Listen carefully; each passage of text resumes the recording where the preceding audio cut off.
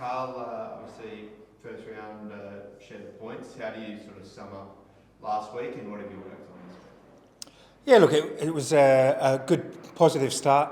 I thought the players, covered a lot of what we've been working on in the pre-season, and for 80% of the game they were very good. As I said after the game, I think it was just that little bit of extra match sharpness and conditioning that sort of we had a little bit of deficiencies in the game, with that final end product. Happy with that performance last week. This week on the training track, the players have been excellent. We're building very nicely, and we're in a very good spot, I believe. The playing group this pre-season has been excellent. So look, we're very confident that we can build on that performance from last week. You spoke in the lead up to last week about your sort of new system and tweaks to that and what that will look like. I think I saw a stat that was 32 line-breaking passes, which was the most you've had in the last couple of seasons. Is that promising that in a game where obviously you didn't get the result, but in a game where you felt you could improve, you're still... Yeah, look, it's a good sign for the playing group that they have the quality to deliver what we want to do, and that showed last week with the style of football that we played. And as I said, I think once we get more games, that extra sharpness will come, and that a little bit more clinical finishing in and around the box will come with that match hardness. Panashe Madanha comes back in. He's had such a tough time with injuries. How good is it taking him back in this game? Yeah, it's fantastic. Panashe is a high quality young player that we have a lot of hope for, and he's trained well since he's had the injury. He's had a couple of setbacks over his short career, so he's had to deal with that adversity, but he's shown his resilience, and he's worked extremely hard, and he's coming to the squad for this week, and hopefully he can get some match minutes and start building that fitness back up. He's obviously such a physical specimen in terms of his speed, and like you say, he's had injuries. I think back to Cassini Yengi and how you managed him. Is it hard when you've got a player who's so physically brilliant to sort of manage them after injury? Yeah, look, it's one for the our medical staff and our conditioning staff. They've done an exceptional job with all the playing group. We've got pretty much everyone available. There's only two players, and Bart is very, very close. I believe Bart, if touch wood, if things go well the rest of this week and early next week, he'll definitely play next week. The squad is, as I said, is in a very good position at the start of the season. It started the season, so now we just need to build our confidence and keep doing what we did last week. You always sort of playing with attacking fullbacks, but in terms of this year, Dylan's obviously playing quite high in possession. How well suited is Panashe to that sort of role where he's basically a wing with the ball? Yeah, look, Dylan and Panashe are both very similar profiles. Both got that speed and are both very good in those 1v1 direct battles. That's some of the reasoning why we've changed our formation to better suit the profile of some of the players that we have in the club. And it's important that we have a playing style that suits the players that we have to give them the best chance to have success and for the club to have success. You touched on Bart. How was it tempting at all? Was there ever a chance that you could have gone with him this week?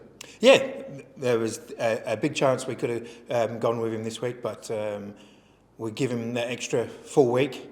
As I said, he's our prize recruit that we brought in. He was our number one target to bring into the squad to bring the extra quality and that leadership at the back.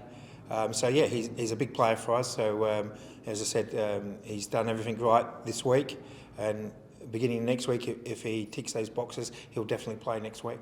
There was that moment during last week where Panashe went down and obviously ended up just being cramped, but it sort of looked like for a second it was something bad. Is that a moment where in that split second you're thinking, God, we are light here, what are we going to do? No, look, as I said, I think we've got some good balance in the squad. When you have a look across our squad, we've got some good young players, some good players in that middle age bracket, and some really good senior players. And I think 70-80% of our squad have all played for the some part for the national teams, junior national teams. So we've got the quality there. It's just working with those players to be that consistent and deliver their best every week.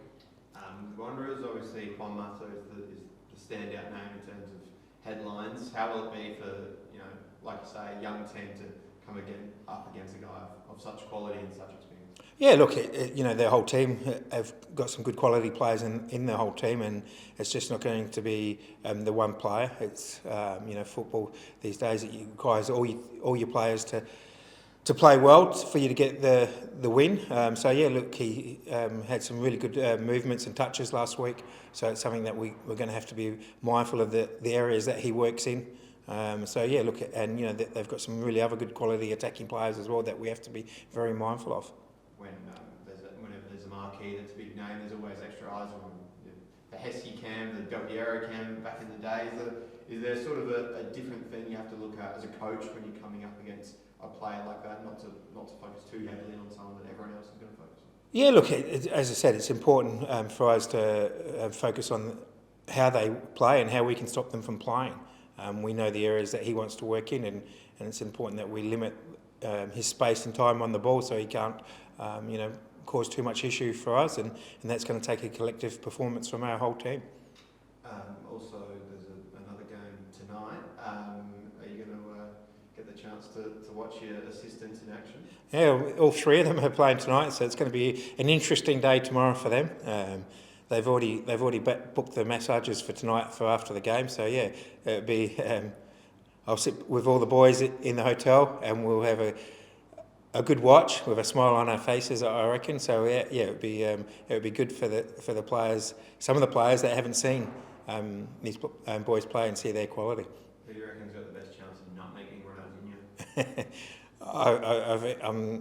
I think I'll be more the other way around, and who's got the best chance not to get nutmegged too many times. Oh, good. Just one from me, Carl. Obviously, our women's team start their campaign this weekend. I guess just a word on them. Yeah, look. Your colleague Adrian Stento. Look, I've had some good contacts with Adrian over this pre-season. I think he's quite happy with the way his pre-season's gone this year with the girls. We went to Mildura together as a group, which was very good. I hope all our fans get out to the State Centre tomorrow. I think it's 4:30 at the State Centre, and get behind them because they want to start their season on a high, and it would be good to build that confidence early for them because they've got some good young South Australian girls in that team. So it's important that we all get behind them and get out to the State Centre tomorrow and watch them.